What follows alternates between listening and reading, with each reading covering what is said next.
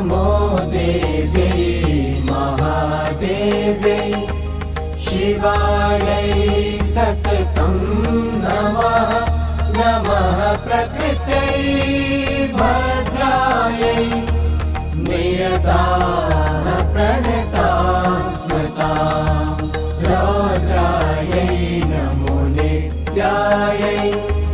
गौर्यै धात्र्यै नमो नमः ज्योत्स्नायै चेन्दुरूपिण्यै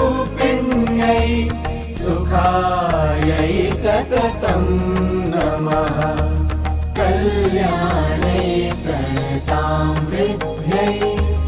सिद्ध्यै